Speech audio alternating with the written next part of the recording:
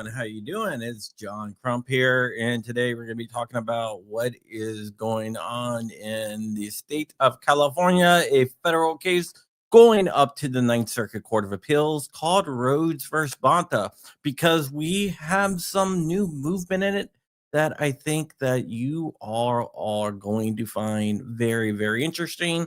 So let's go ahead and jump into it.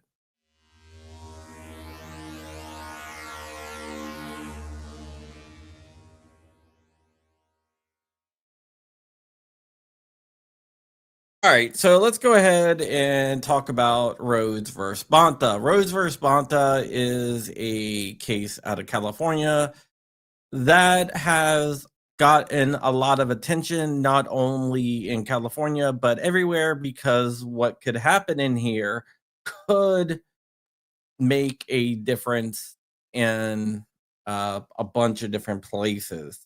And we're going to be talking about exactly about what Rhodes versus Bonta is and what is going on. Um, and let me just say that this did go to a 3-judge panel at the Ninth Circuit, and they affirmed the district court grant of permanent injunction. But the panel held that California's ammunition background check regime, which requires gun owners to complete a background check, violates the Second Amendment on a facial level, which means the whole law is unconstitutional. And they did so by using a Bruin standard. Basically, the Bruin standard looks at the plain text of the Second Amendment. And the plain text of the Second Amendment is very clear. The right of the people to keep and bear arms shall not be infringed, and that does include ammunition. So if you look at the plain text, Rhodes is a member of the people, and the conduct is protected by the Second Amendment. So the conduct is presumptively constitutional. Then it goes to the state, and the state has to prove through historical analogs from the founding era that a law is consistent with the text, with the history and tradition of firearms regulations in the nation.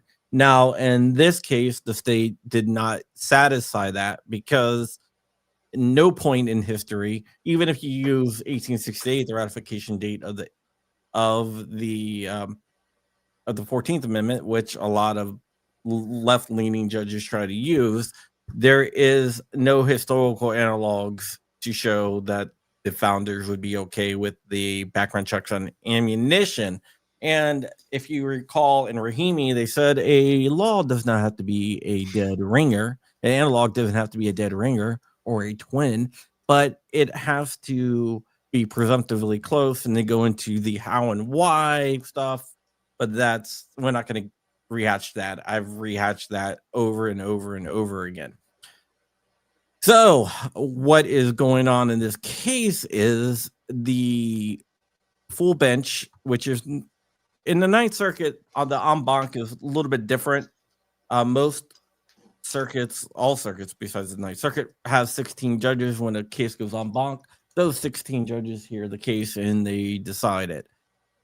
But in the Ninth Circuit, they have a lot of judges, so their panels are made up of 12 judges, because not every judge will sit on the en banc, because they just have so many judges. But this case did go en banc, and that was expected, because anytime we get a pro-gun ruling out of the Ninth Circuit panel, they usually goes en banc, and gets overturned and whatnot.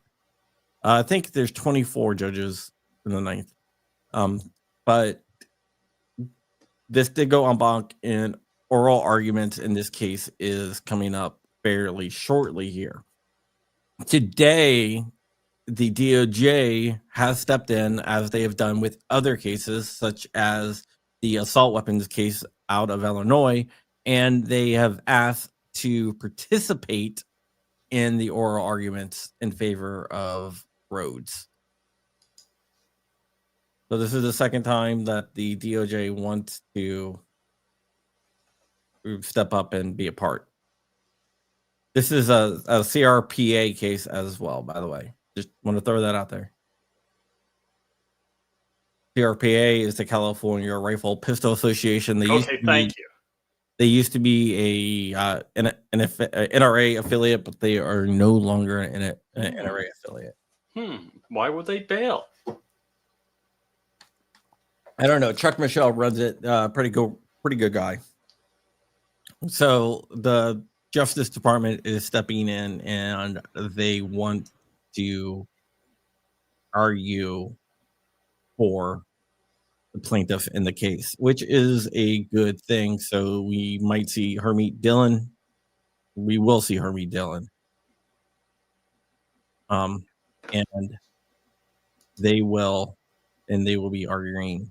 She'll be arguing the case, and as we have seen in Illinois and other places where she has argued, when the DOJ comes in and they argue, they seem to get a little bit more respect from the judges. For some reason, they don't get interrupted as much. You can listen to, like, in the same case, the DOJ lawyers argue, like Hermit Dillon argue, and every other lawyer in the case and every other lawyer will get interrupted over and over again. But when the DOJ argues, they usually don't get interrupted. So is interrupting a tactic? Sometimes, yeah. Sometimes that's just what judges do.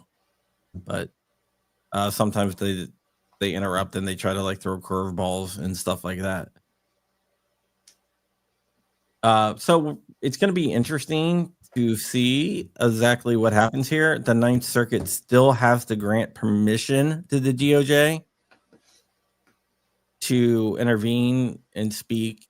But usually I think that's probably a foregone conclusion that they're going to get their opportunity for a bite at the apple.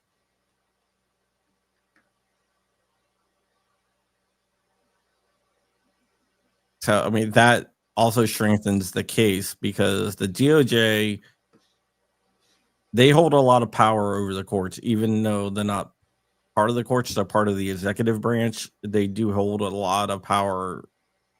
Well, do they directly hold power over them? Not directly. Okay. DOJ is executive branch.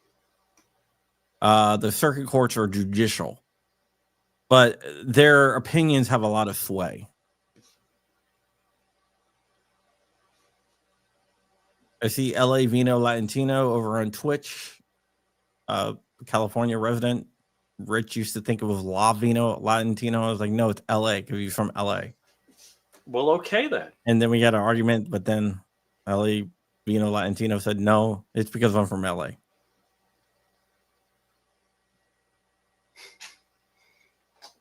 So I'll be in California in 3 weeks. Wait. How many weeks till shot? 2 weeks. 2 weeks? Oh, gosh.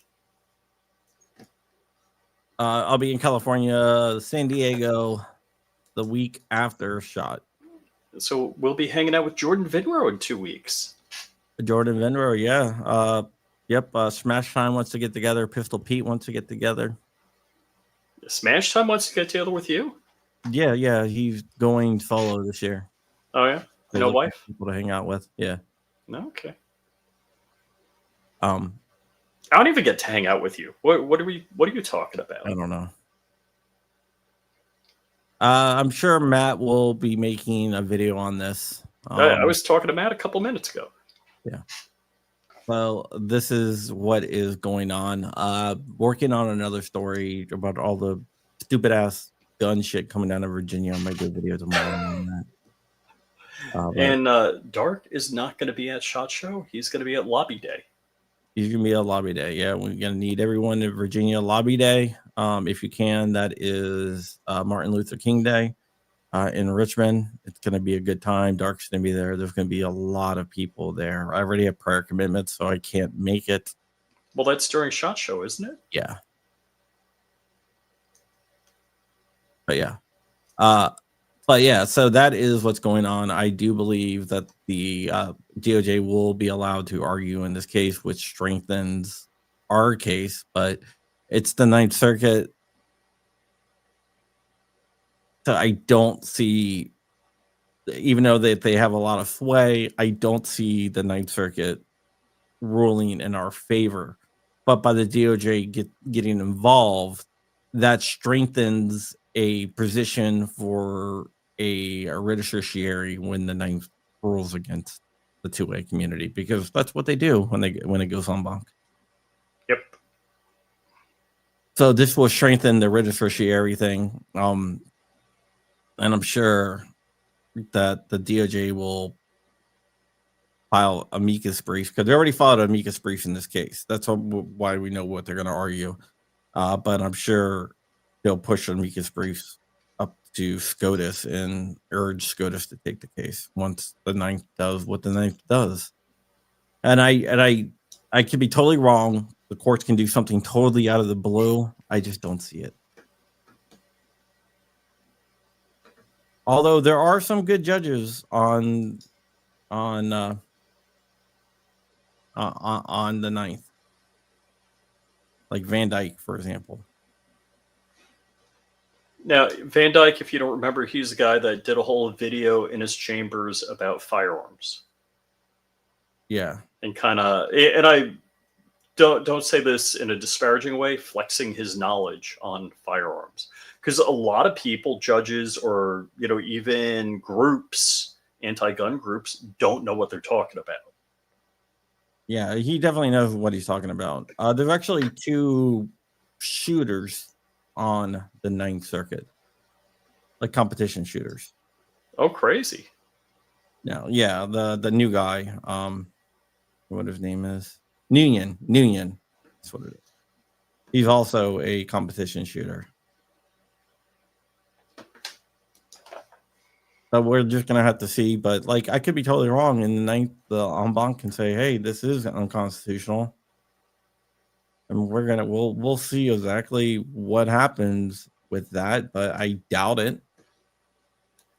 Like I always say, though, I can never be 100% sure what the courts are gonna do until they do it.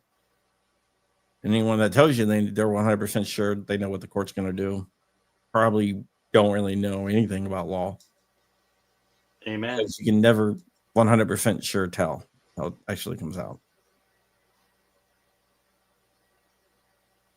But looking at history, I can say it's pretty likely that California is going to win this. Not because they should win it, not because their law is constitutional, but because of the prior rulings in the Ninth Circuit, on the en banc Ninth Circuit. Like any type of win in the Ninth Circuit usually goes up to the en banc, and the en banc pulls it back. Rug pulls it. Yeah. So the panel decision, just for example, was 2 to 3 here. So J. Bybee is the dissenting judge. And the 2 women judges, Sandra, I don't know how to pronounce the name, Kuta, and Bridget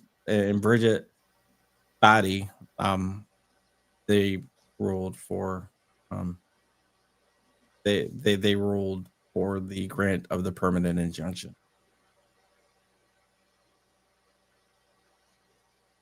We're going to have to see what happens. But yep, that's it. Just wanted to let you guys know that the government is stepping in. Sometimes they do stuff good. Sometimes they do stuff bad. You're talking about Pam Bondi government? What are we talking about? Yeah, the DOJ.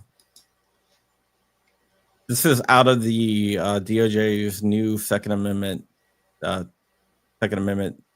Civil Rights Division thing.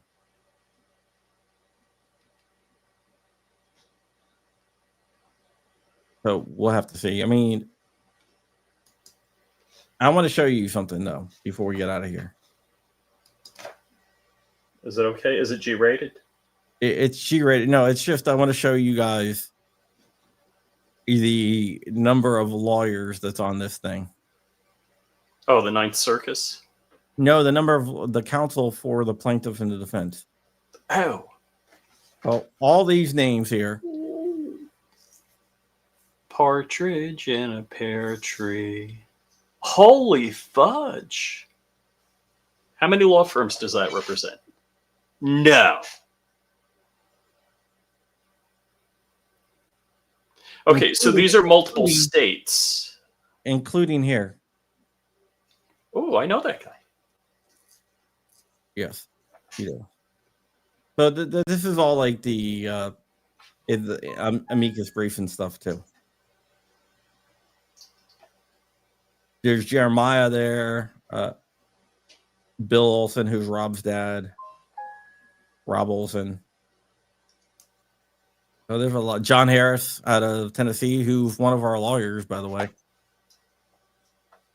In one of our cases. I'm not even sure if you realize that's one of our lawyers, Rich. In one of our cases. Right? Oh, somebody's here. Yeah, but yeah, that's it.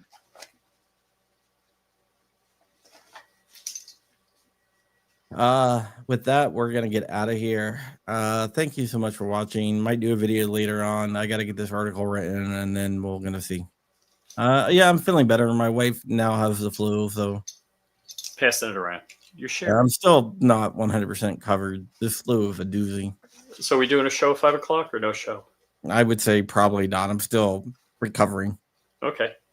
Probably just start up next week. I should totally be recovered by then. But yep, we're gonna get out of here. Thank you guys so much for watching, and stay safe.